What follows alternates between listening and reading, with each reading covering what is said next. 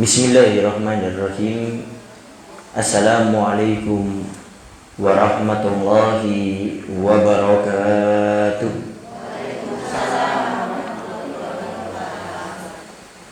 Alhamdulillah. Alhamdulillahi rabbil alamin.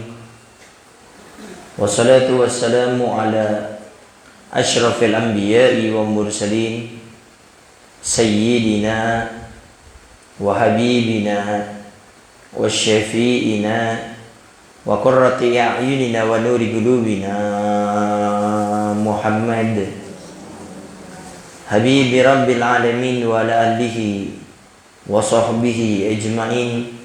Allahumma salli wa sallim ala sayyidina Muhammad tibbil qulub wa dawaiha wa afiyatil abdani wa shifaiha wa nuril absari wa diyaiha wa kutil arwah wa gidaiha wa ala alihi wa sahbihi wa sallim. Allahumma ja'al sarirati khairan min alaniyati waj'al alaniyati salihah, amma ba'du.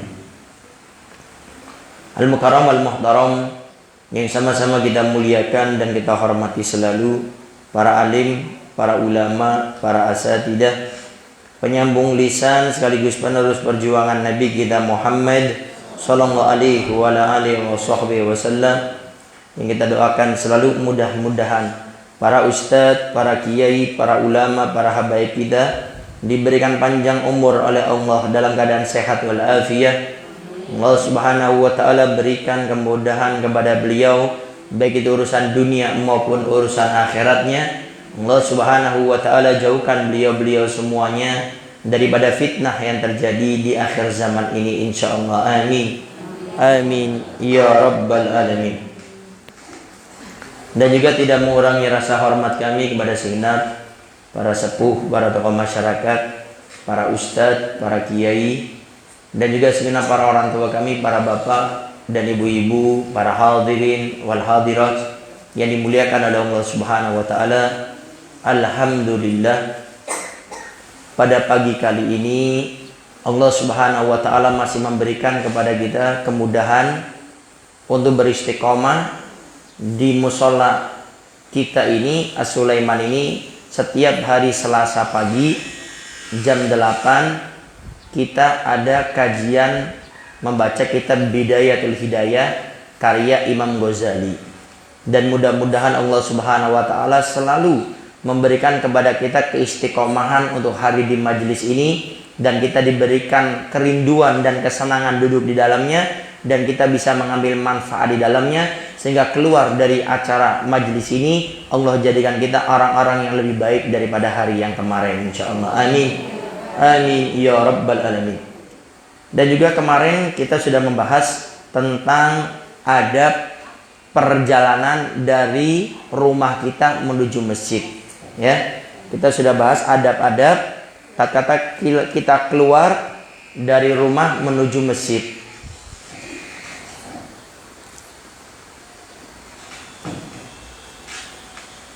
Adab-adabnya apa saja itu sudah kita bahas. Nah, sekarang kita masuk ke bab yang baru.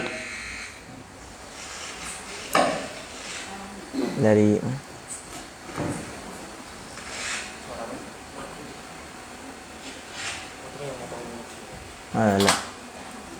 cek sudah. Ya. Nah, sekarang kita masuk ke bab yang baru, yaitu bab pembahasan adab masuk masjid. Ini perlu diperhatikan karena kita insya Allah setiap hari tidak lepas daripada masuk masjid untuk sholat berjamaah. Nah, sekarang adab apa saja yang harus kita perhatikan waktu kita masuk masjid? Ini sebagaimana kemarin sudah Al-Faqir jelaskan, ini agak panjang sehingga kita tidak langsung, kayaknya bisa 2 pertemuan atau 3 pertemuan. Adab dukhul masjid, adab masuk masjid. Bismillahirrahmanirrahim. Alhamdulillahirabbil alamin. Wassalatu wassalamu ala asyrafil anbiya'i wa mursalin sayyidina wa habibina syafi'ina wa qurrati a'yunina Muhammadin habibi rabbil alamin wa ala alihi wa sahbihi ajmain. Qala musannifil imam Abi Hamid Muhammad bin Muhammad al-Ghazali nafa'ana Allahu bihi wa bi ulumina wa ulumikum wa asrihi wa wilayatihi wa akhlaqi fid dharain aminan. Qala adabu dukhulul masjid, adab-adab tata cara masuk ke masjid. Kenapa masuk ke masjid ada aturannya? Karena masjid bukan sembarangan tempat. Masjid bukan sembarangan tempat, sehingga siapapun yang masuk masjid harus ingat adab-adabnya. Orang masuk ke rumah kita aja harusnya sopan santun. Nggak punya sopan santun kita marah, bahkan bisa kita usir. Ini rumah kita, ini Baitullah, rumahnya Allah yang kita pakai untuk ibadah, kita pakai untuk sujud, kita pakai untuk belajar ilmu agama, sehingga adab-adabnya harus dijaga. Kenapa sekarang masjid-masjid kita seakan-akan tidak punya marwah atau harga diri, tidak ada kewibawaannya? Kenapa? Karena kita menjadikan masjid seperti rumah kita. Orang ngobrol di masjid dibiarkan, kalau ngobrol masalah agama nggak apa-apa. Ini ngobrol ngomongin orang, masalah dagangan kan tidak boleh. Itu yang kita bahas di sini.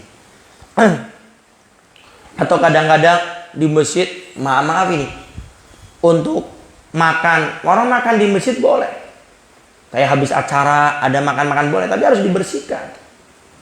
Tapi kadang-kadang maaf, kita kadang-kadang terus terang saya pribadi, kadang-kadang kayak merasa hati itu bagaimana kalau sudah masjid dipakai untuk merokok. Ini saya pribadi kayak, bukan saya pribadi, ya saya yakin kebanyakan para ulama itu nggak seret. Kenapa? Ini buat saya pribadi, orang kalau di kantor, di pabrik ada tulisan no smoking, dia bisa nggak merokok loh. Di bis AC ada tulisan no smoking, dia bisa tidak merokok. Kenapa di Baitullah kok nggak bisa gitu? Di rumahnya Allah kok nggak bisa nahan?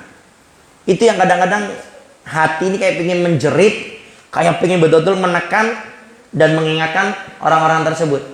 Kenapa? Kenapa kalau kita di pabrik, di kantor, atau di bis, itu kalau ada tulisan no smoking, kita bisa nahan untuk kita tidak merokok. Tapi kenapa di Baitullah kok tiba-tiba kita nggak memperdulikan itu? Beb, nggak ada tulisannya. Ya harus tahu diri lah. Masa di rumah Allah harus perlu ada tulisan? Makanya di sini dikatakan ada duhul masjid, ada masuk masjid. Sehingga kalau seandainya pengen merokok, ya silakan, cuma jangan di dalam masjid. Dan kalau mau sholat, ya sama aja. Itu kan tempat ibadah. Sehingga kalau pengen merokok, kalau pengen menggunakan hal tersebut, silakan di luar masjid, di luar musola. Kenapa? Ini bukan rumah Anda. Sekali lagi, orang masuk rumah kita ada tata caranya, ada sopan santunnya. Apalagi ini Baitullah, tempat orang beribadah, maka harus lebih lagi kita bisa menghormatinya. Jadi sekali lagi, kalau kita bisa menghormati tempat yang bukan untuk ibadah, tempat yang bukan Baitullah, kita bisa tidak merokok di dalamnya. Tapi kenapa di Baitullah tempat ibadah kok kita meremehkan? Dan inilah yang Al-Faqih pernah dengar dari Habib Taufik bin Abdul Qadir As-Segaf. Beliau menjelaskan ini penyebab masjid kita tidak punya wibawa. Kenapa? Karena kitanya tidak mau memuliakan masjid, nggak mau menghormati masjid. Kalau dulu kata beliau, orang, maaf ini cerita beliau, dulu kata beliau waktu saya SD kan pakai celana pendek ya, SD dulu. Itu kalau mau lewat masjid Jami, itu kita sembunyi-sembunyi, malu. Nah sekarang kenapa ada orang pacaran di masjid, pacaran depan masjid? Kenapa? Karena masjid kita nggak punya wibawa. Kalau pengen kita punya masjid, punya wibawa, ya kita terapkan aturan syariat tersebut. Pokoknya ada sesuatu yang nggak pantas, kita tegur, kita ingatkan. Pertamanya kalau kita tidak negor, mungkin cuma 1-2 orang yang merokok. Tapi karena kita biarkan, lama-lama rombongan merokok datang ke masjid, ke musola kita. Apalagi maaf, kadang-kadang ustadznya yang merokok. Ini jadi problem. Makanya kalau berbicara masalah agama, kata Habib Abdullah Baharun, hawa nafsunya harus dikeluarkan. Kepentingan pribadi harus dikeluarkan. Sehingga jujur masalah fatwanya. Orang ditanya hukum, bagaimana hukum merokok di masjid? Ya tidak boleh. Akal aja menolak. Kenapa? Karena itu Baitullah. pabrik, toko yang ada AC-nya, ada tulisan no smoking bisa. Tapi kenapa ini nggak bisa? Nah, makanya di beberapa keterangan kita dapati ada banyak kitab-kitab yang menjelaskan adab masuk masjid. Kenapa? Karena masjid bukan rumah kita. Masjid Baitullah, rumahnya Allah. Makanya orang berdagang dalam masjid aja nggak boleh. Berdagang ya, dalam masjid itu nggak boleh. Kita akan kita bahas. Nah, ini Al-Bagir jelaskan ini karena kita masuk kepada tata cara masuk masjid.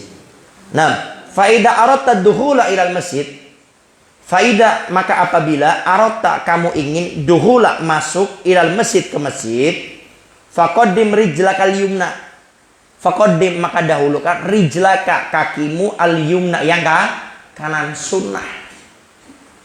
Coba masalah masuknya aja diatur gitu. Makanya kenapa para ulama betul-betul menekankan orang yang mengotori masjid, yang merokok di masjid, di musola. Kenapa? Masuknya aja diatur. Masalah kaki ini, cuma kaki kanan kiri itu diatur. Faqaddim rijlakal yumna, maka dahulukan kaki kanan. Ustaz Habib, kalau saya masuk kaki kiri, bagaimana? Tidak dapat sunnah, makruh. Allah kurang senang, rugi, nggak dapat pahala. Lalu bagaimana kalau sudah terlanjur? Keluar lagi, kemudian masuk pakai kaki kanan. Apa repotnya sih? Itu kadang-kadang juga bingung. Ada orang masuk kaki kiri. Beb saya lupa. Ya tinggal keluar. Apa repotnya sih? Dan ingat, Anda sudah masuk sampai tengah, sampai depan. Anda keluar lagi, setiap langkah Anda dinilai ibadah. Kenapa? Mau melaksanakan sunnah. Jangan merasa berat. Orang di sawah berjam-jam capek. Punggungnya, boyoknya sampai encok, sampai ini. Kuat. Tapi kenapa kok cari pahala yang kita yakini itu yang menyelamatkan kita di akhirat, itu yang menjadikan sebab kita masuk surga, kok kadang-kadang berat. Orang ngantri di angkot berdiri kadang sampai setengah jam, 15 menit, 5 menit, kuat. Ini cuma sudah masuk keluar. Kemudian masuk lagi pakai kaki kanan, kok berat. Kenapa? Karena dia tidak mengingat di balik saya kembali lagi untuk keluar masjid, apa yang saya dapat. Seorang petani, dia rela pagi-pagi bawa cangkulnya, kadang dia harus ngambil keboknya dulu atau mungkin sapinya dulu, kemudian setelah itu dia nenteng tempat makannya, dia capek berat tapi dilakukan setiap hari. Kenapa? Karena dia yakin kalau saya rajin mengelola sawah saya, maka 4 bulan 3 bulan ke depan saya bisa panen. Mengingat di balik itu saya dapat apa? Ingat keutamaannya. Sama waktu kita dari masjid masuk kaki kiri, kemudian keluar lagi, ingat setiap langkah saya ini dihitung pahala oleh Allah. Dan kalau saya masuk lagi ke masjid pakai kaki kanan, itu pahala lebih besar lagi. Sehingga jangan sampai kita bisa hitung-hitungan masalah dunia, hitung-hitungan akhirat nggak bisa. Nah, saya juga kadang-kadang kayak gini, orang kalau ngitung duit itu pintar. Sampai tangan hebat. Kalau mau dagang, hitung-hitungannya matang. Kalau di sini nih kurang deh, nah kayaknya di sana tuh. Kemudian kalau beli baju, dia mau nyetok di tokonya, pintar hitung-hitungannya. Tapi untuk akhirat tiba-tiba jadi bebel, bingung. Ayo silakan yang ingin bantu, ada majelis taklim, ada pondok, ada kegiatan. Itu tiba jadi bebel otaknya. Hitung-hitungannya tuh jadi kurang. Tapi kalau dunia, semuanya serba dihitung. 100 perak aja dihitung. Kenapa? Karena kita lupa bahwasanya kemanfaatan kita berbuat baik adalah surga, adalah ridhonya Allah Subhanahu wa taala. Sehingga kalau kita masuk salah kaki, keluar lagi. Ya. Tapi kalau bisa ya keluarnya pakai kaki kiri. Jangan masuk kaki kiri, keluar kaki kanan. Oh, ini rugi-rugi sudah. Baru saya itu masuk pakai kaki kanan. Baik, itu sunnah yang pertama. Yang kedua, baca doa. Jadi bukan cuma masuk kaki kanan, baca doa. Wakul, kemudian katakanlah kamu, Allahumma sholli ala Muhammad wa ala ali Muhammad wa sahbihi wa sallim. Allahumma gfirli dunubi waftahli abwaba rahmatik. Ini doa yang sangat disunnahkan kita baca kalau masuk masjid. Musola sama. Ya. Jadi masuk musola, masuk masjid sama baca doa ini. Karena hampir sudah kita bahas ya. Hampir rata-rata musola di Indonesia itu ya masjid. Cuma namanya saja. Karena definisi masjid itu yang diwakafkan. Tempat yang diwakafkan untuk beribadah namanya masjid, walaupun tulisannya musola. Kalau sudah itu masjid, walaupun namanya musola, boleh dipakai iktikaf, boleh dipakai untuk sholat sunat tahiyatul masjid, walaupun itu musola. Tapi hakikatnya wakaf, diwakafkan, maka itu masjid. Karena ada sebagian orang mengatakan masjid itu salah fahamnya orang ini masalah masjid. Masjid itu katanya yang besar, yang namanya jami, masjid yang besar. Kemudian masjid itu yang dipakai sholat Jumat. Bukan. Masjid itu yang diwakafkan untuk ibadah. Walaupun kecil cuma sepetak, diwakafkan jadi hukum masjid. Di situ kita boleh sholat sunat tahiyatul masjid, boleh kita iktikaf. Ya, jangan salah paham ya, masjid sama musola ya. Kemudian baca doa, masuk nih kaki kanan, baca doa. Allahumma sholli ala Muhammad wa ala ali Muhammad wa sholli wa sallim. Allahumma ighfir li dunubi waftah li abwaaba rahmat. Ini yang panjangnya yang sempurna. Cuma biasanya kan tidak kayak gini ya. Kita baca doa apa? Allahumma ighfir li abwaaba rahmatik. Boleh baca itu. Tapi kalau seandainya bisa baca yang ini. Tapi kalau seandainya takut lupa, ya sudah baca yang itu aja, enggak apa-apa. Depannya itu tinggal tambah sholawat saja. Jadi cuma Allahumma sholli ala Muhammad wa ala ali Muhammad wa sahbihi wa sallim. Allahumma ighfirli dunubi waftahli abwaba rahmati. Allahumma ighfirli. Jadi kita waktu masuk masjid minta sama Allah, ya Allah, mudah-mudahan Kau ampuni semua dosa-dosaku. Kemudian waftahli abwaba rahmati. Kemudian dibukakan kepada kami, waftah, bukakan li untukku abwaba rahmati, pintu-pintu kasih sayangmu. Jadi jangan engkau cuma berikan saya kasih sayang, tapi dosa engkau tidak ampuni. Aku masuk masjid, aku berharap dosa kami semuanya engkau ampuni ya Allah. Dan juga engkau berikan rahmat kepada kami. Artinya apa? Setelah diampuni, mudahkan kami berbuat kebaikan. Jadi kita bukan cuma minta rahmat kasih sayang Allah. Disayangi sama Allah, cuma dosanya masih ada. Takutnya nggak langsung ke surga, ziarah dulu ke neraka. Ya. Kalau ziarah Wali Songo enak, ini ziarah ke neraka. Satu hari di akhirat seperti 1000 tahun di dunia. Kemudian orang yang mencicipi api nerakanya Allah itu nggak sembarangan. Dikatakan oleh para ulama, api di seluruh dunia, bukan cuma di Kuningan, apalagi di Tirtawangunan, di Sindang Agung, api di seluruh dunia itu percikan dari api nerakanya Allah. Kebayang gimana kalau kita masuk ke api nerakanya? Api di seluruh dunia ini baru percikannya. Nerakanya Allah itu lebih dahsyat daripada yang kita bayangkan. Makanya kita masuk masjid minta, ya Allah ampuni dosa hamba ya Allah. Dan setelah itu ya Allah berikan rahmat kasih sayangmu kepada hamba. Itu yang kedua. Kemudian penegasan nih. Wa mahma ra'aita fil masjid man yabi'u. Wa mahma, kalau seandainya kamu masuk masjid, ra'aita, kamu melihat fil masjid, di dalam masjid. Di dalam ya, atau di area masjid. Kalau di luar tidak menjadi masalah. Biasanya ini di area masjid bagian luar. Apa itu? Man yabi'u, ada orang yang berjualan, dagang. Saya pernah lihat ada salah satu masjid, itu dagangnya itu di bagian luar masjid. Ini dalam, itu bagian di situ, di luar. Sehingga ini termasuk yang menghilangkan muru'ah. Makanya DKM tanggung jawab, hati-hati. Dunia akhirat itu. Ingatkan, mau jualan silakan, tapi di luar. Tidak boleh di area masjid.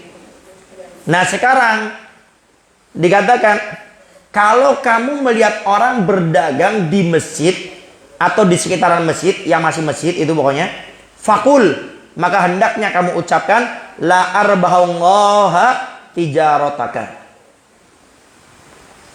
La arbahallaha, Allah tidak akan memberikan kepadamu.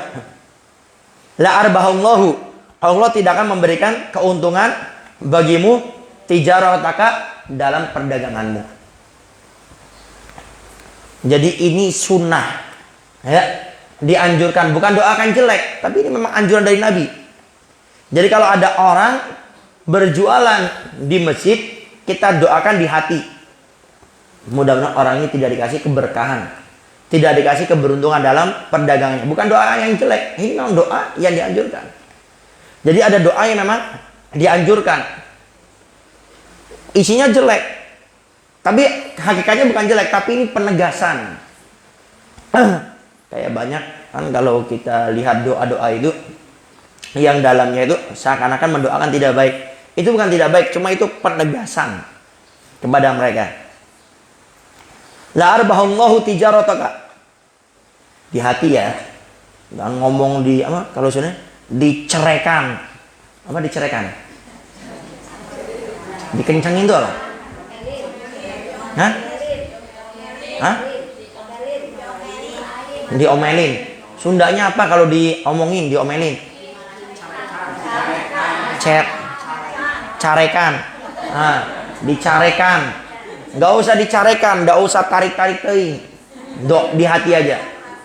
Mudah-mudahan orang ini tidak dikasih keberuntungan oleh Allah Subhanahu wa taala. Bukan doa tidak baik, tapi ini memang yang diperintahkan, penegasan kepada mereka. Bahkan Nabi ini langsung dari Nabi.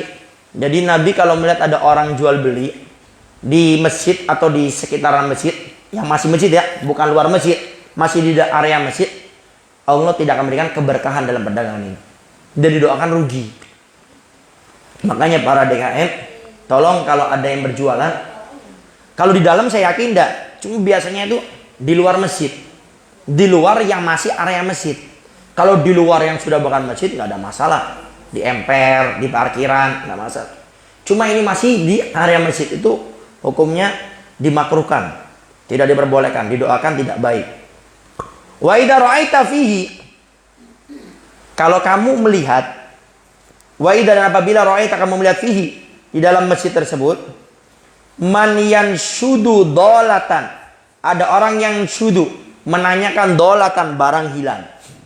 Jadi ada orang berdagang di area masjid ini, hilang barangnya, nanya ke kita, lihat tadi itu balon-balon saya, di mana itu? Fakul, maka hendaknya kamu berucap kepada orang ini, la raddallahu alaika dolataka. Mudah-mudahan Allah tidak mengembalikan barang hilangmu. Doakan yang nggak baik. Tapi apa? Cukup di hati. Datang kepada kita, kamu lihat nggak balon saya yang tadi di sini? Mudah-mudahan nggak bakal ketemu. Oh, makin ribut antara orang itu. Tapi cukup ya tadi di hati, nggak tahu katakan saya tidak tahu. Jadi mendoakan dua doa tadi itu sunnah. Karena itu sebagaimana dikatakan kadzalika amal Rasulullah sallallahu alaihi wasallam. Kadzalika, seperti inilah amal Rasulullah sallallahu alaihi wasallam. Allah memerintahkan, Rasul memerintahkan kepada kita. Jadi perintah dari Nabi. Jadi bukan kita mendoakan jelek, enggak, ini ketegasan. Sama ada kayak masalah ketegasan dalam Islam, ya banyak. Di antara masalah pernikahan, ya kan? Kalau ada orang nikah beda agama nggak sah, jatuhnya zina. Itu ketegasan. Oh, jangan terlalu keras. Kan yang penting suka sama suka Anda bisa. Agama ada aturannya. Kita punya rumah aja ada aturan. Orang tidak mengikuti aturan kita marah sebagai yang punya rumah. Apalagi ini syariat. Sehingga itu ingat yang kedua, kalau kita melihat orang yang berjualan di masjid, cukup di hati kita katakan, mudah-mudahan Allah tidak memberikan kepada kamu keuntungan dalam perdagangan tersebut. Kemudian kalau kita melihat mereka ada yang mengadu barangnya hilang, maka kita doakan, mudah-mudahan barang kamu tidak akan ketemu. Nah, ini yang diperintahkan oleh Nabi. Fa idza dakhaltal masjida. Nah, sekarang masuk masjid nih, dalam masjid. Fa idza dakhaltal masjida. Apabila kamu masuk masjid, fala tajlis, jangan kamu langsung duduk. Nah, kita ke masjid langsung duduk. Jangan. Jadi kalau kita masuk masjid, jangan langsung duduk. Hatta tusolliya rak'atai tahiyyata. Sampai kamu melaksanakan sholat sunat tahiyat, yaitu tahiyatul masjid. Jadi masuk masjid langsung sholat sunat tahiyat. Tahiyat itu apa? Memuliakan, menghormati. Tapi syaratnya tidak boleh ngobrol. Masuk masjid ketemu teman, kumaha daman? Ais ndak pakai sih. Setelah itu sholat tahiyat tidak sah. Karena syarat orang sholat sunat tahiyat itu waktu dia masuk langsung melaksanakan sholat. Tidak boleh ngobrol masalah dunia, enggak. Langsung sholat. Baru setelah sholat ada kepentingan ngobrol. Ya, jadi paham ya? Syarat sholat sunat tahiyatul masjid itu tidak boleh ngobrol. Artinya ke masjid langsung sholat. Biar saya ke masjid tapi wudhu dulu, ya silakan. Habis wudhu langsung sholat. Ngobrolnya entar. Kalau ada yang urgent harus ngobrol entar aja. Habis kita melaksanakan sholat sunat tahiyatul masjid. Dan ingat, sholat sunat tahiyatul masjid syaratnya juga harus di masjid. Beb musola, kalau musola diwakafkan boleh tahiyatul masjid. Tapi kalau di luar masjid bukan sholat sunat tahiyatul masjid, tidak sah. Contoh, ini salah pemahaman yang banyak. Ketemu banyak ini kalau orang sholat Jumat. Coba lihat yang sholat Jumat. Banyak orang yang sholat tahiyatul masjid tapi di luar masjid itu nggak sah. Biasanya di tempat parkir atau tempat sendal. Udah terlambat nih, penuh, datang setengah 12, penuh. Sholatnya di luar masjid, mau itu di parkiran atau tempat sendal, pokoknya di luar masjid, maka sholat sunat tahiyatul masjidnya tidak sah. Kenapa? Karena sahnya sholat sunat tahiyatul masjid harus di dalam masjid. Jadi sholat sunat tahiyatul masjid harus masuk dulu ke masjid, dalam masjid, kemudian tidak bicara masalah dunia. Itu dua syaratnya. Jadi masuk masjid, kemudian setelah itu yang kedua adalah tidak boleh bicara masalah dunia. Apa keutamaan orang yang setiap masuk masjid atau musola melaksanakan sholat sunat tahiyatul masjid? Di dalam hadis Nabi Muhammad SAW pernah menceritakan bahwasanya Nabi ketemu Sayyidina Bilal ibn Rabah. Nabi bertanya, ya Bilal, saya sering mendengarkan daripada bunyi sendalmu. Ini nggak kebayang sendal cepit. Nah, ini sendal apa itu? Apa yang kayu itu?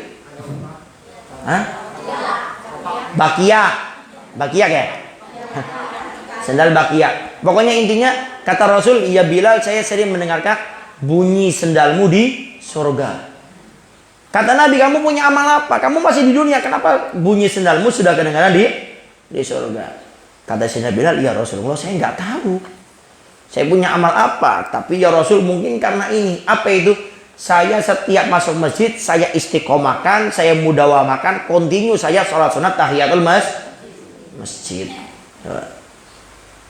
Makanya ibu-ibu yang tidak berhalangan haid, kalau pas lagi ke masjid, usahakan sholat sunat tahiyatul masjid, khususnya yang laki-laki. Jadi jangan langsung kita duduk, tapi hendaknya melakukan sholat sunat tahiyatul masjid. Sayyidina Bilal masih di dunia, tapi tiket surganya, sendalnya sudah ada di surga. Artinya apa? Orang yang sholat sunat tahiyatul masjid, insya Allah orangnya akan digampangkan jadi ahli surga. Ada majelis taklim, gampang datang. Mendengarkan, mudah mengamalkan. Ada kebaikan sodako, dia semampunya dia bisa berjuang. Ada kegiatan mungkin di masyarakat untuk kayak kerja bakti, mudah. Pokoknya mudah berbuat kebaikan. Sehingga jalur menuju ke surganya ini betul-betul Allah mudahkan dengan sholat sunat tahiyatul masjid.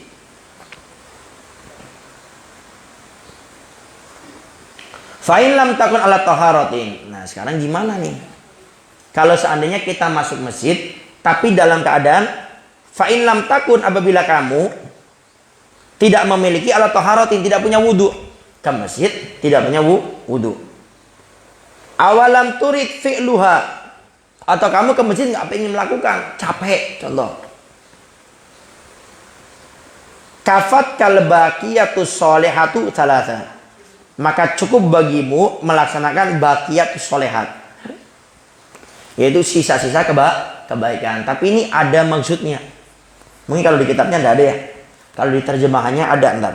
Jadi arti baqiyatus sholihat itu apa? Mengucapkan dzikir subhanallah walhamdulillah wala ilaha illallah Allahu akbar. Jadi kalau seandainya kita ke masjid belum punya wudu,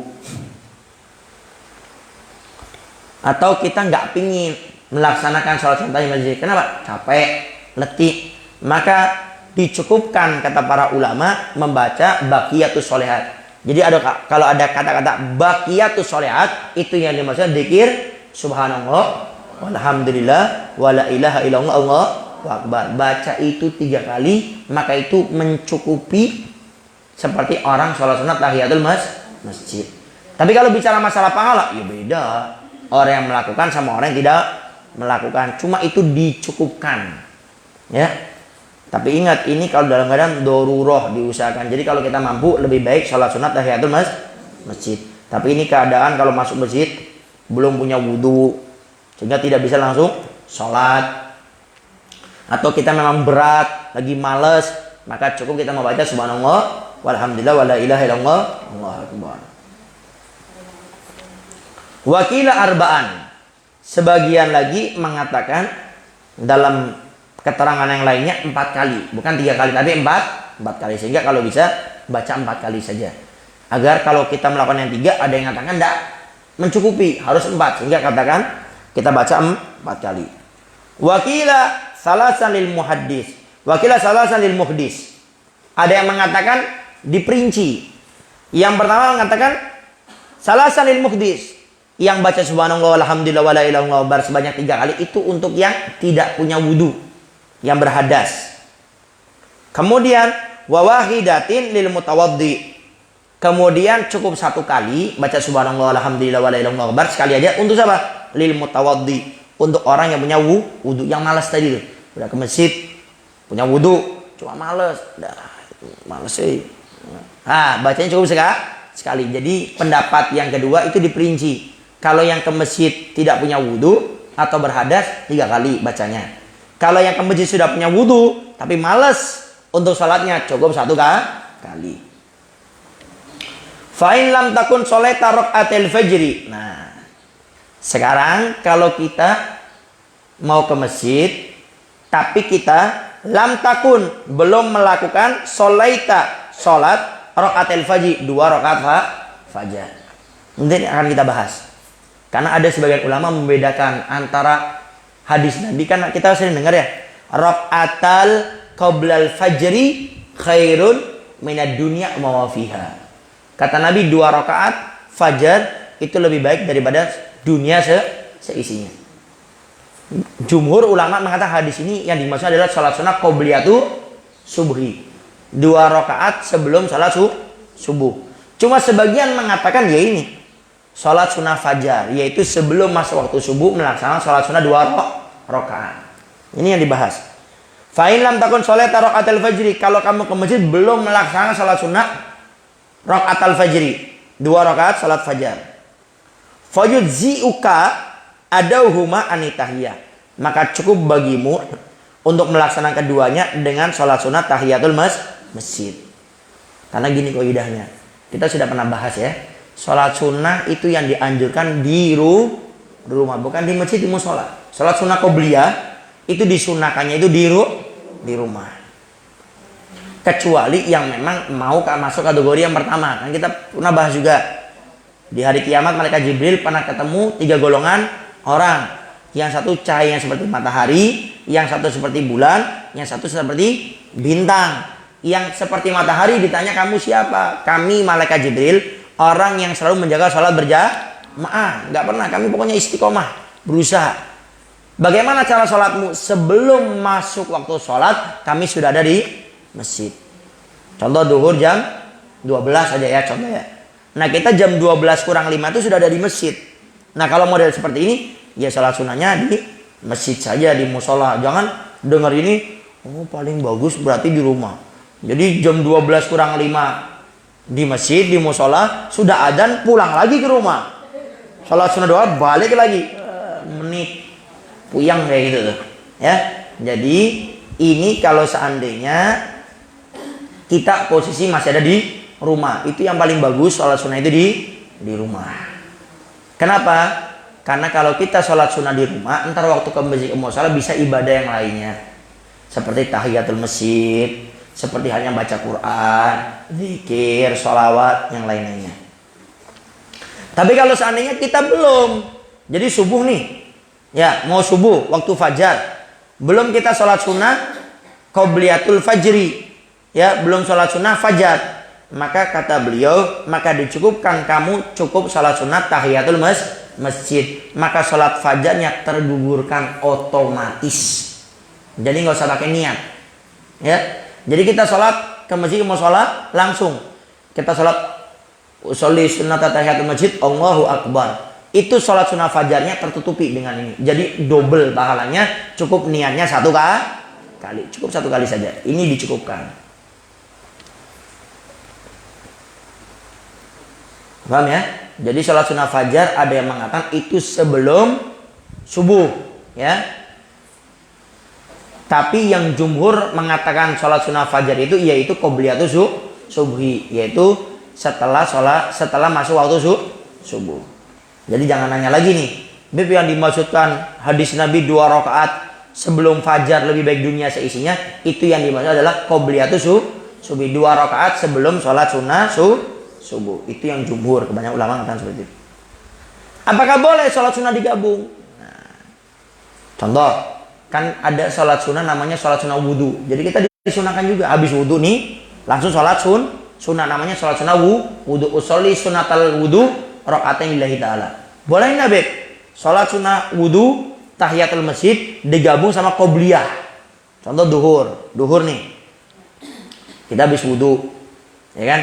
Di masjid, di musola. Habis wudhu masuk ke masjid, sholat sunnah tahiyatul masjid. Kemudian qobliyah duhur, boleh enggak tiga-tiganya digabung dalam sholat satu kali saja 2 rakaat? Maka diperbolehkan. Tolong ini kaidahnya dipahami, biarlah tinggal disamakan. Jadi sholat apa saja yang boleh digabungkan, sholat sunnah apa saja yang boleh digabungkan. Sholat sunnah yang boleh digabungkan adalah 1, sholat sunnah yang punya waktu khusus digabung dengan sholat sunnah yang tidak punya waktu khusus. Contoh, qobliyah, kan ada waktu khususnya kan? Sholat qobliyah kapan dilakukan? Sebelum melaksanakan sholat fardu tersebut, sehingga punya waktu khusus. Nah sekarang sholat sunat tahiyatul masjid punya waktu khusus enggak? Enggak ada. Pokoknya setiap kita masuk masjid, ya disunahkan sholat sunat tahiyatul masjid. Sholat sunnah wudhu punya enggak waktu khususnya? Enggak ada. Tapi setiap kita berwudhu disunahkan kita sholat sunnah wudhu, sehingga menggabungkan sholat sunnah wudhu dan sholat sunat tahiyatul masjid dengan sholat qobliyah itu diperbolehkan. Kenapa? Karena kaidahnya sholat sunnah yang punya waktu tertentu digabung dengan sholat sunnah yang tidak punya waktu tertentu diperbolehkan, tidak masalah. Yang kedua, yang boleh digabungkan juga adalah sholat sunnah yang tidak punya waktu khusus digabung dengan sholat sunnah yang tidak punya waktu khusus, itu boleh. Ya, kayak sholat sunnah wudhu digabung dengan sholat sunnah tahiyatul masjid, itu boleh, nggak jadi masalah karena dua-duanya tidak punya waktu khusus. Apalagi malam-malam sholat hajat sama istikharah digabung, boleh enggak? Boleh. Kenapa? Karena sholat hajat tidak punya waktu khusus.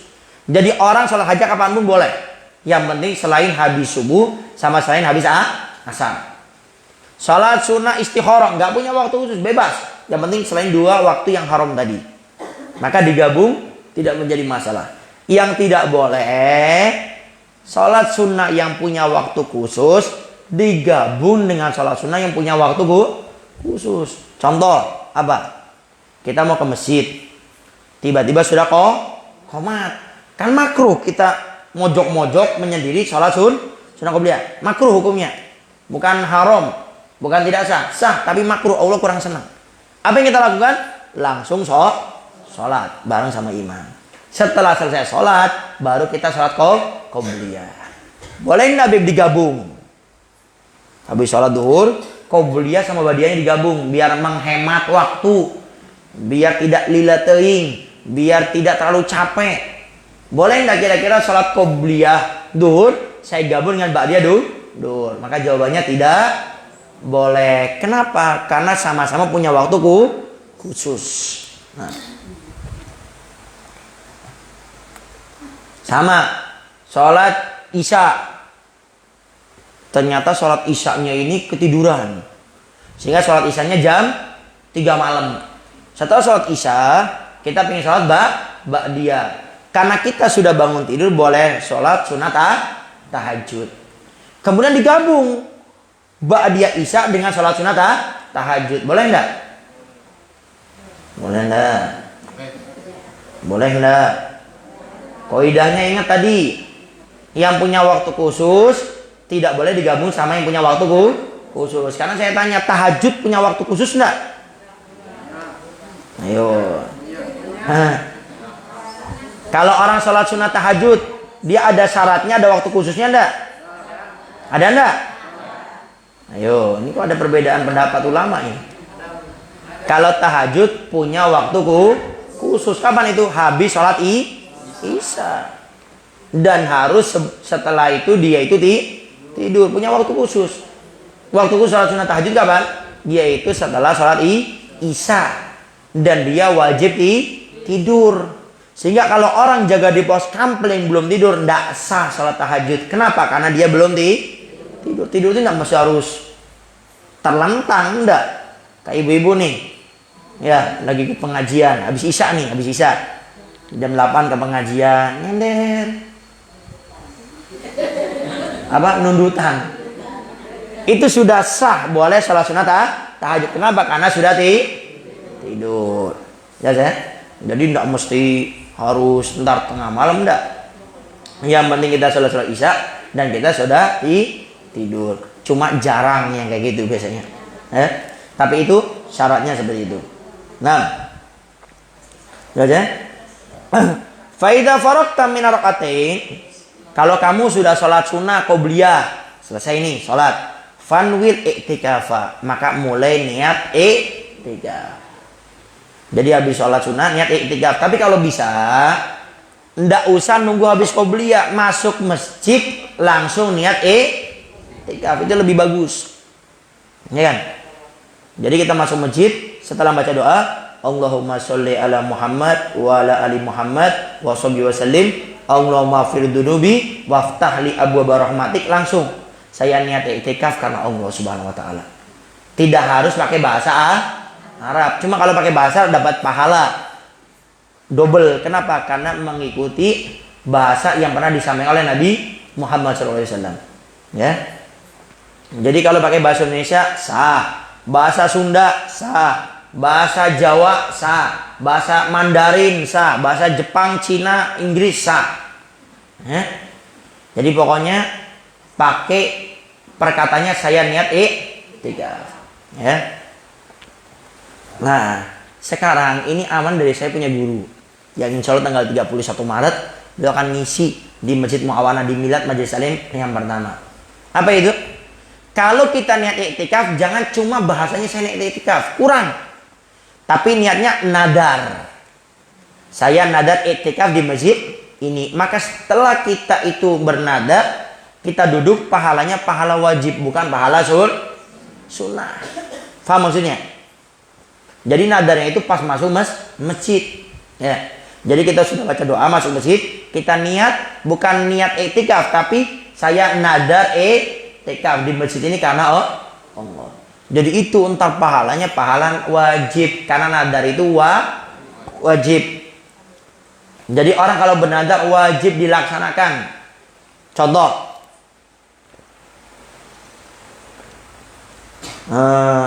Kang Rohman ya, Kang Maman.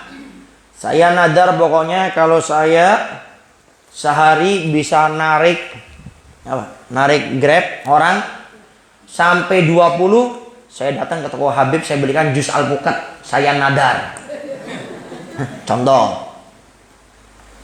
Kang Maman jangan dinadarkan beneran, contoh ini. Jadi waktu ternyata dalam satu hari itu terpenuhi, maka wajib dilaksanakan. Kalau tidak, dosa Kang Maman. Boleh enggak? Jangan jus alpukat, jus duren, enggak boleh. Kalau nadar harus sesuai yang dia ucapkan dalam nadarnya. Tapi kalau saya niat nanti ngasih Habib Novel jus alpukat, itu dilakukan dapat pahala, tidak dilakukan tidak dapat dosa. Kenapa? Itu cuma niat.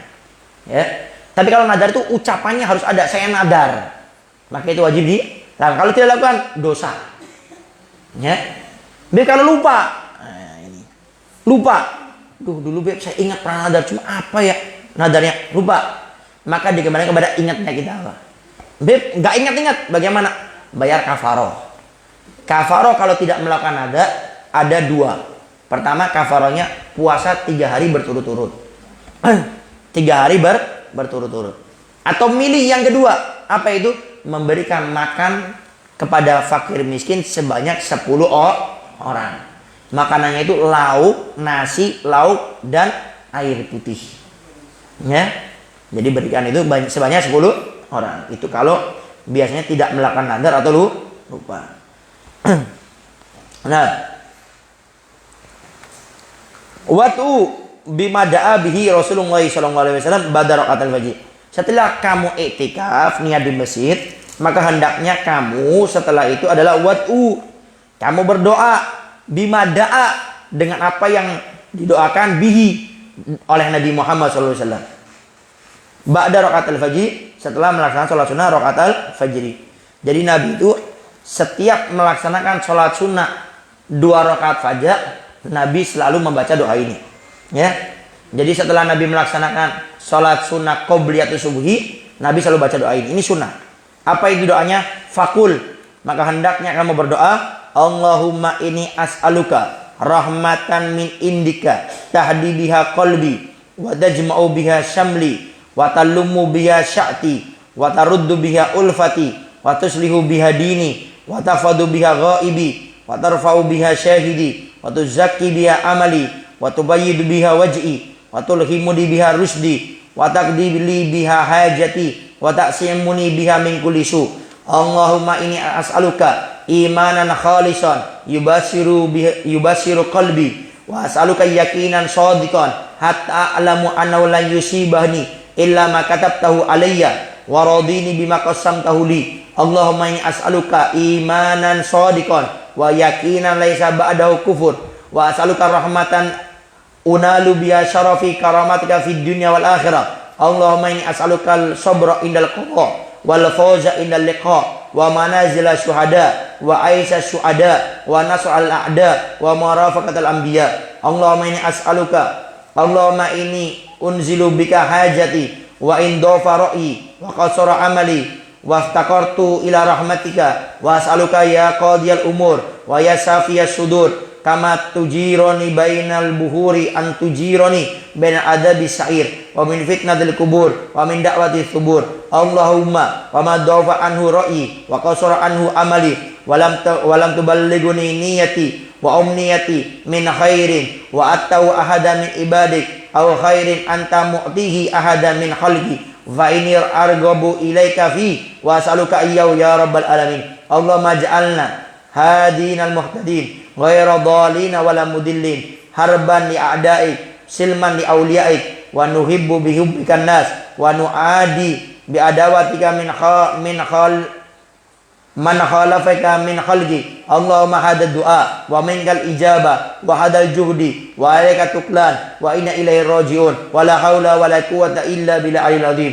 Allahumma dal habli syadid wal amr rasyid as'alukal amna yawmal wa'id wal jannata yawmal khulud ma'al muqarrabina syuhud ar-ruka'i sujud al-mufina laka bil uhud innaka rahimu wadud wa anta taf'alu ma turid.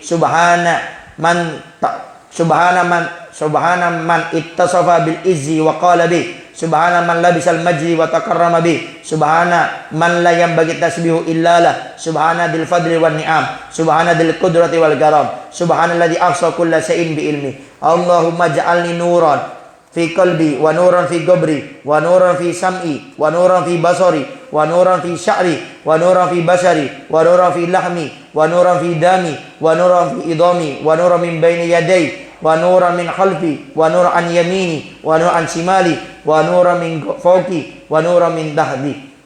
Allahumma zidni nuran wa atini nuran a'dim li nuran waj'alni nuran bi rahmatika ya arhamar rahimin. Fa idza faragta min du'a. Baik. Ini doa panjang.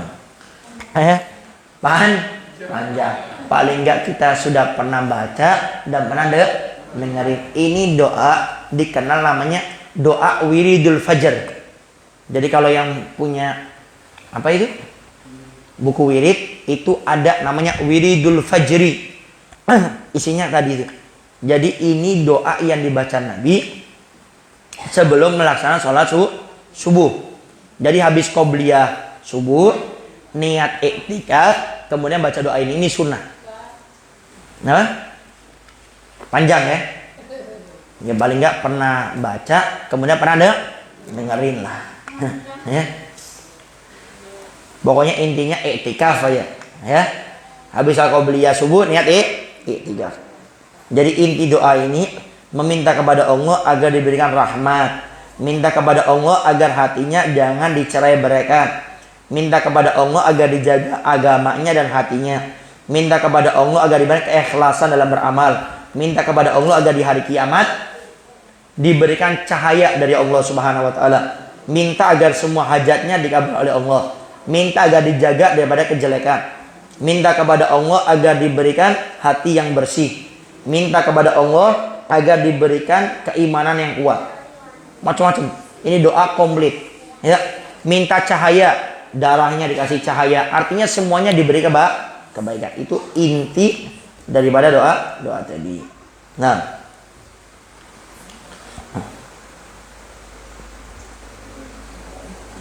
baik, mungkin itu saja yang bisa Al-Fakir sampaikan pada kesempatan kali ini. Ya, karena memang kayaknya sampai 3 kali pertemuan. Ya, atau kita usahakan minggu depan mungkin sudah selesai ya. Karena ntar besok kita akan berbicara tentang masalah adzan dan iqamat. Ntar kayaknya kita agak panjang. Ada dikir-dikir doa yang dari Nabi para ulama kalau kita dengar adzan. Imam Al-Fakir sudah pernah nyampaikan. Ada doa yang dibaca pertama kali dengar adzan. Kan kita biasanya kan cuma jawab ya. Allahu Akbar, Allahu Akbar. Kita jawab Allahu Akbar. Ternyata ada doa yang dianjurkan. Pertama kali dengar adzan apa yang kita baca? Ya.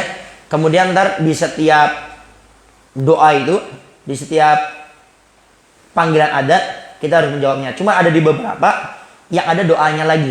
Ntar akan kita hadirkan. Coba. Kemudian tatkala qomat, ya, apa yang kita baca? Biasanya kalau udah qomat, ya maju aja ngatur soft. Ternyata ada doanya. Ntar akan dibahas. Jadi kalau sudah qomat, la ilaha illallah, itu ada doanya. Ya. Jadi di kitab ini itu ternyata membahas sunnah-sunnah Nabi yang luar biasa.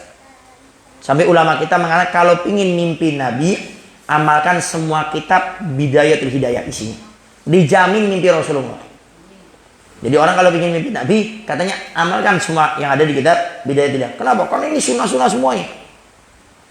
Kalau kita kayak tadi contoh masalah adzan.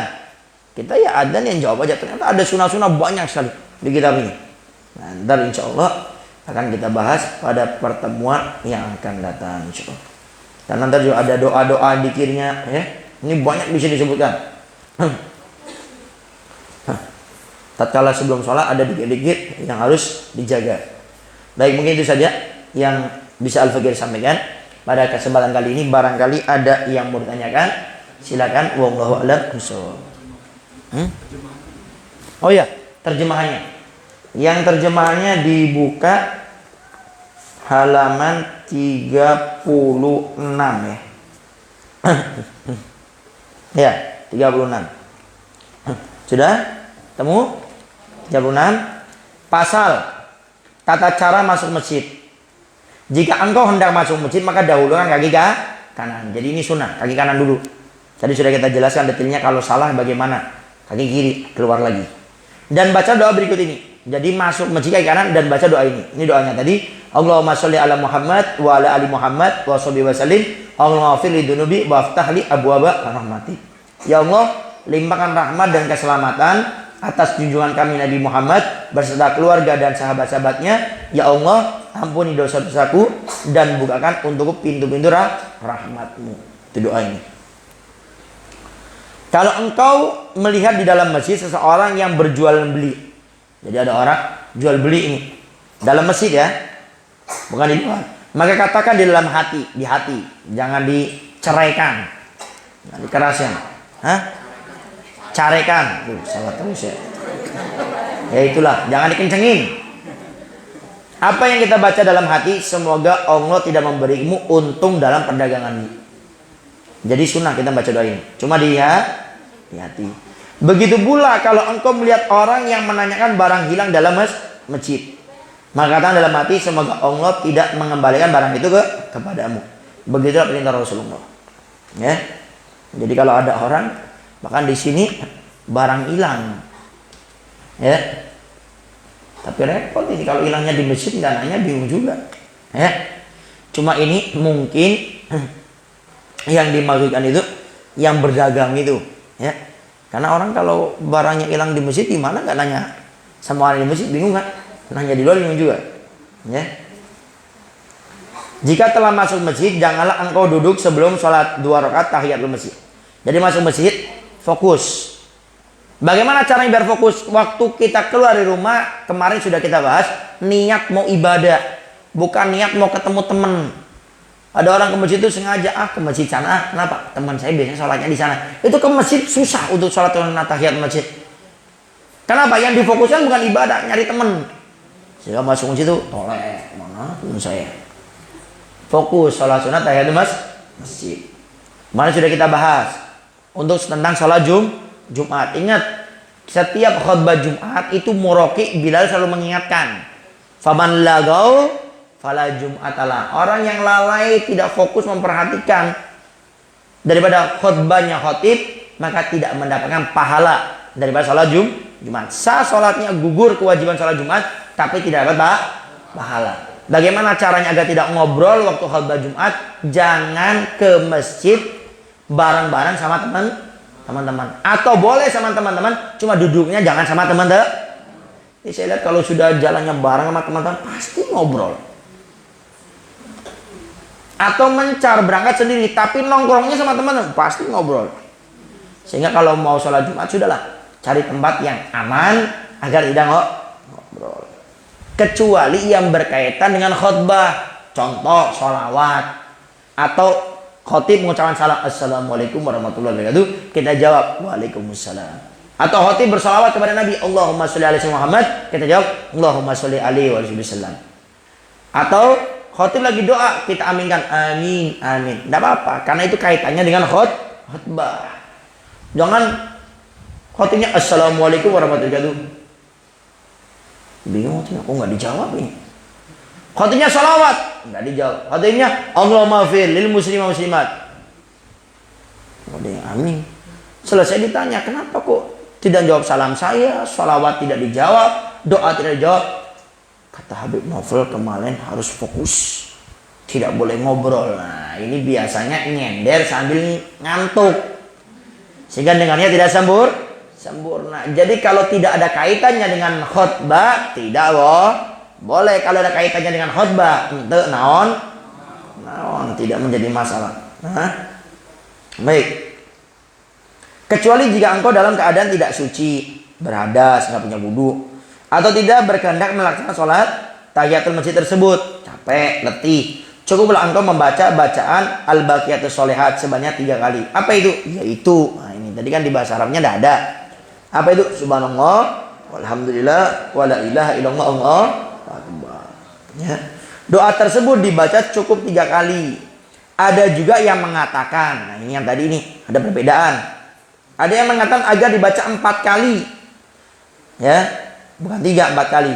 Ada yang memperinci. Sementara ulama yang lain memerinci, jika sedang suci cukup membaca 1 kali. Ke masjid punya wudu sekali aja, subhanallah walhamdulillah wala ilaha illallah akbarnya. Tapi kalau dalam keadaan hadas nggak punya wudu, maka membacanya sebanyak 3 kali. Kalau engkau belum melakukan sholat sunnah rakaat al-fajr sebelum subuh di rumah, maka engkau boleh melaksanakannya di masjid, dan secara otomatis sholat itu juga menjadi sholat sunnah tahiyatul masjid. Ya, ini sholat sunnah fajar. Tapi kalau qobliyatus subuh nggak bisa. Ya, jadi kalau kita belum sholat sunnah fajar, kemudian kita ke masjid, maka sholat sunnah qobliyatus subuhnya digabungkan saja dengan sholat sunnah fajar dan tahiyatul masjid, digabung. Ingat kaidahnya tadi, sholat sunnah yang punya waktu khusus seperti dalam ini qobliyatus subuh punya waktu khusus, digabung dengan sholat sunnah yang tidak punya waktu khusus, sholat fajar ataupun daripada sholat tahiyatul masjid, digabung boleh. Tapi sebagian para ulama mengatakan kalau sudah sholat sunnah qobliyatus subuh, otomatis gugur juga sholat fajar dan sholat tahiyatul masjidnya. Nah,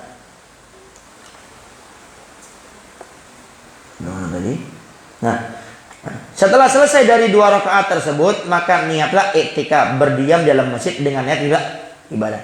Jadi arti iktikaf itu berniat di masjid dengan niat ibadah. Jadi bukan cuma diem aja, niat ibadah. Baik baca Quran, berzikir, bertasbih, ataupun kita bertafakur merenungi dosa. Sehingga orang ke masjid tidur tidak termasuk i'tikaf. Tapi itu kurang ajar namanya. Masjid tidur. Tidur itu di rumah, di mana? Ya, maka nggak boleh masjid dipakai untuk tidur. Itu namanya zalim, menempatkan sesuatu bukan pada tempatnya.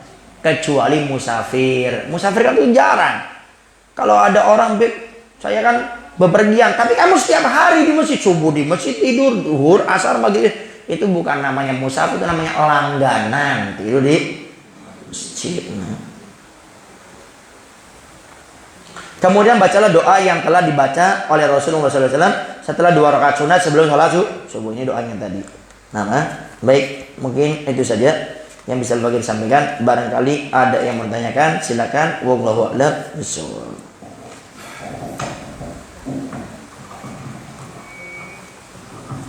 Assalamualaikum warahmatullahi wabarakatuh. Waalaikumsalam warahmatullahi wabarakatuh.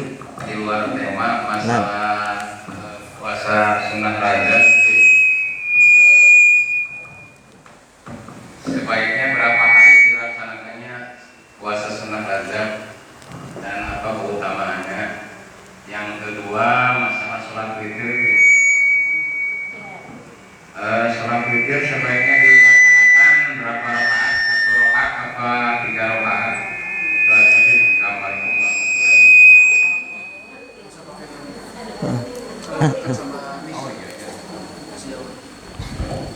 Nah, pertama, berapa hari kita puasa Rajab? Apakah ada pahala tertentunya?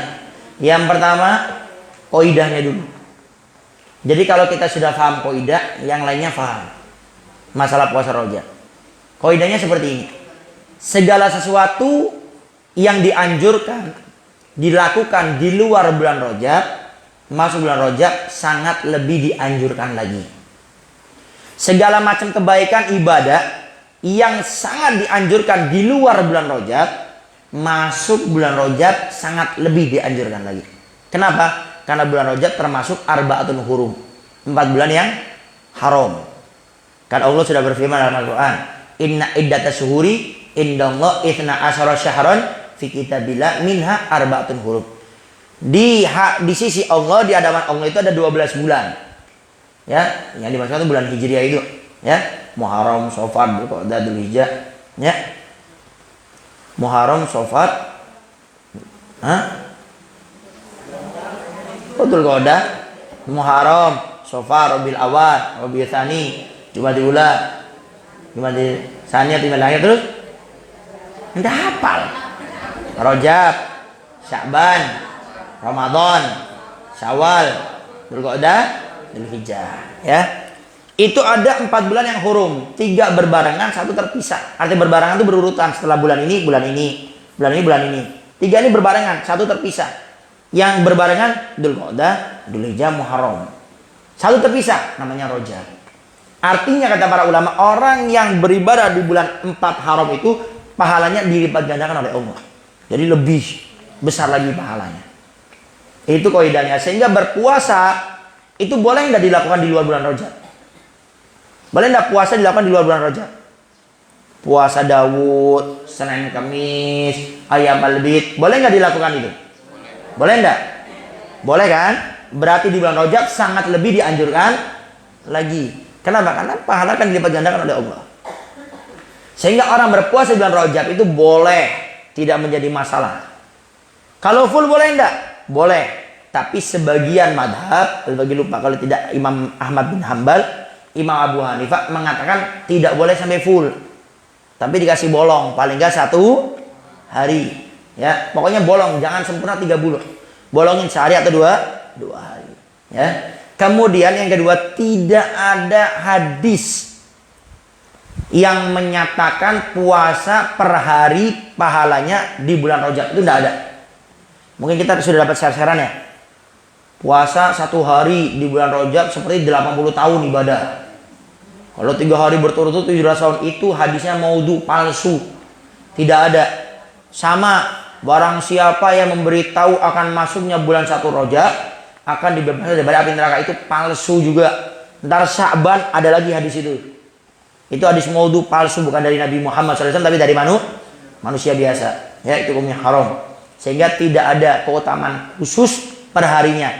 Cuma ibadah di bulan Rajab sangat dianjurkan dan dibagandakan oleh Allah. Kenapa? Karena ini bulan hurum. Nama wallahu a'lam bishawab. Termasuk zikir apa saja baca boleh. Zikir, sedekah, silaturahmi, majelis taklim apalagi sangat dianjurkan. Zikir bebas. Mungkin sudah dapat banyak dikit-dikit, silakan dibaca. Karena itu sangat dianjurkan di bulan Rajab. Cuma yang Al-Fagir dapatkan di Pondok Pesantren Al-Fagir di Darul Dakwah, Bangil Pasuruan di Dalwa, itu setiap masuk bulan Rajab kita habis sholat fardu baca ini 70 kali. Apa itu? Rabbighfirli warhamni watub alayya. Rabbighfirli warhamni watub alayya. Rabbighfirli, ya Allah ampuni aku, warhamni, berikan kasih sayangmu kepadaku, watub alayya, dan bukakan pintu taubat kepadaku. Jadi kita berharap di bulan Rajab ini mudah-mudahan kita semuanya diampuni oleh Allah, dibuka pintu taubatnya, dan diberikan kasih sayang oleh Allah. Itu baca 70 kali habis sholat fardu. Ya, cuma 70 kali. Rabbighfirli warhamni watub alayya, Rabbighfirli warhamni watub alayya. Ini umum di pesantren-pesantren yang Al-Fagir fahami. Ini biasanya dibaca. Ya, Rabbighfirli warhamni watub alayya bisa sholat fardu 70 kali. Nah, kemudian pertanyaan yang kedua, sholat witir itu berapa rakaat? Sholat witir paling sedikitnya 1 rakaat, paling banyaknya 11. Tapi kata para ulama, kalau sering 1 rakaat makruh. Seringnya 1 rakaat makruh. Tapi kalau 3, 5, 7 saat sekali, maka itu nggak makruh. Kalau sering makruh, ya. Sehingga ambil saja yang 3 rakaat. Nah, cara sholatnya seperti apa? Cara sholatnya ada 2 cara. Yang pertama diwasel, digabung. 3 rakaat langsung 1 salam. Ya. Cuma yang afdol difasel, dipisah. Jadi 2 rakaat salam, lanjut 1 rakaat salam. Kata Nabi, sholat sunnah yang lebih dari 2 rakaat, kayak 2 rakaat itu yang bagus itu dipisah. Kata Nabi, 2 rakaat salam, 2 rakaat salam. Makanya umumnya sholat witir di mana-mana, khususnya di bulan Ramadan, itu biasanya 2 rakaat salam, baru lanjut 1 rakaat salam. Karena itu sunnahnya seperti itu. Wallahu a'lam bishawab. Waktunya kapan sholat sunnah witir? Waktunya itu setelah sholat isya. Setelah sholat isya. Dilakukan sebelum tidur boleh, dilakukan setelah bangun tidur boleh. Yang penting waktunya setelah sholat isya sebelum masuk waktu subuh. Ya. Jadi tinggal dilihat kondisi kita masing-masing. Kira-kira biasanya bangun tidur enggak? Sebelum bangun, ya sudah, pilih yang setelah bangun tidur. Tapi kalau kayaknya jarang, Beb. Subuh aja jam 4:30 udah alhamdulillah, Beb. Kadang-kadang subuh jam 6, jam 7. Ya sudah, sholat witirnya sebelum tidur. Ya. Dan ingat kaidahnya juga, 1 malam tidak ada sholat witir 2 kali.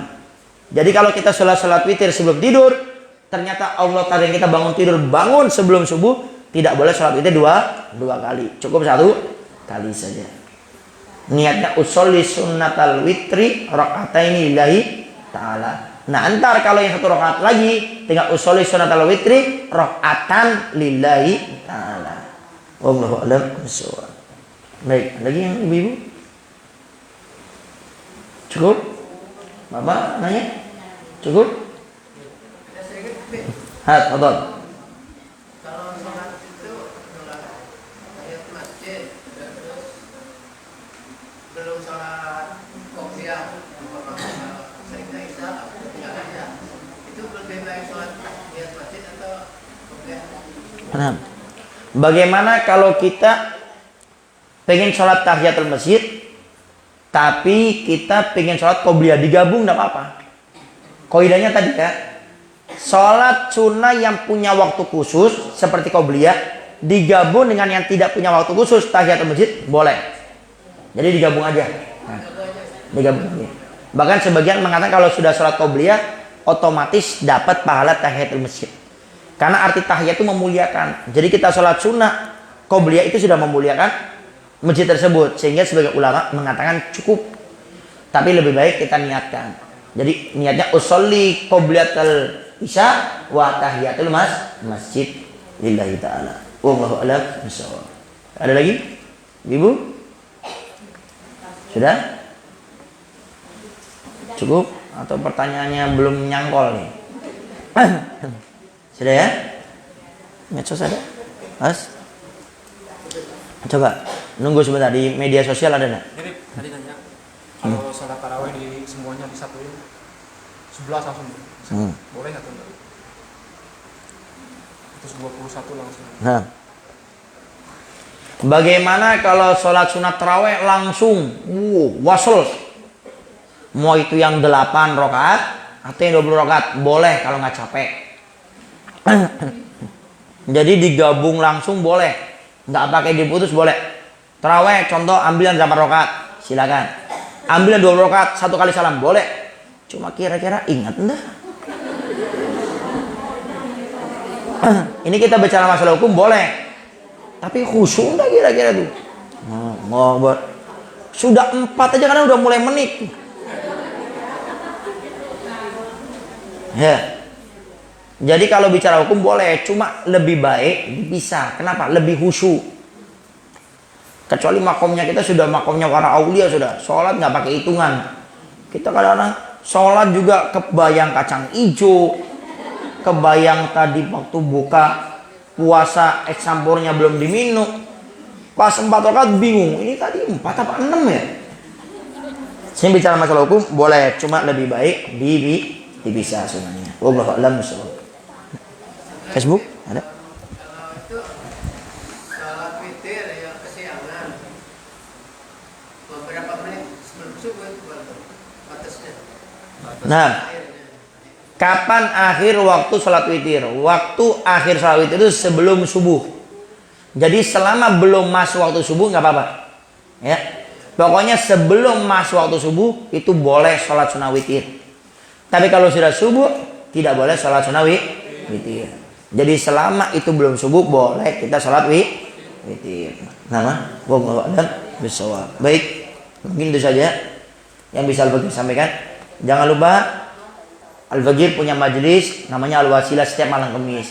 Bapak Ibu yang tidak ada udzur, tidak ada kegiatan, silakan ntar di Majelis Al-Wasilah di Simpang 4 di daerah Karanganyar, Windu Haji. Kemudian jangan lupa tanggal 31 Maret tolong yang punya HP dilingkarin kasih tanda, atau yang punya kalender dilingkarin ya. Ada 2 acara. Pertama pagi khusus ibu-ibu di Syiarul Islam. Khusus ibu-ibu temanya masalah perempuan. Jadi rugi kalau tidak hadir. Kenapa? Karena ini yang mengisi beliau Dr. Habib Syekh Baharun dan temanya khusus perempuan. Ya, kalau bisa hadir itu jam 8 pagi sehingga enaknya dari sini berangkat jam 7 ya. Atau kalau bisa jam 6, jadi ntar bisa milih tempat di depan. Kalau berangkat jam 7 takutnya tempatnya di belakang ya. Jadi kalau bisa berangkat mungkin jam 6-an sehingga ntar nyampe sana bisa di depan, enak dengerinnya.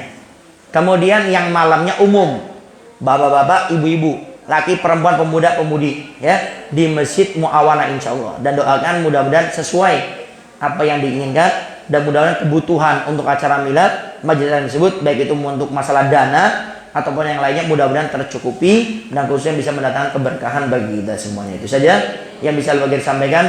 Mudah-mudahan kajian kita pada hari ini menjadikan sebab keberkahan bagi hidup kita semuanya.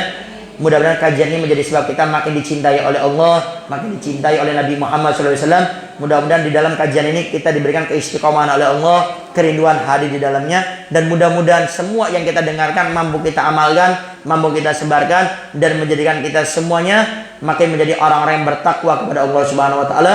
Dan mudah-mudahan semua dosa kita diampuni oleh Allah Subhanahu wa taala, derajat kita diangkat oleh Allah Subhanahu wa taala, amal ibadah kita semuanya diterima oleh Allah Subhanahu wa taala, dan hati kita dijauhkan daripada prasangka buruk kepada orang lain, daripada sombong, daripada riya, daripada suudzon kepada orang lain.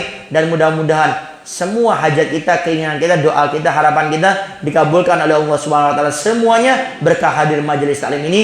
Dan khususnya mudah-mudahan negara kita Indonesia ini selalu dijaga oleh Allah daripada musibah, daripada bencana, daripada virus, daripada penyakit, daripada wabah, khususnya daripada manusia-manusia yang berniat tidak baik kepada negara kita Indonesia ini. Rabbana atina fid dunya hasanah wa fil akhirati hasanah wa qina adzabannar. Wassallallahu ala sayyidina Muhammadin wa alihi wasallam walhamdulillahirabbil alamin. Kurang lebihnya al-fadhil minta maaf dan mohon doanya selalu. Akhirul kalam. Assalamualaikum warahmatullahi wabarakatuh.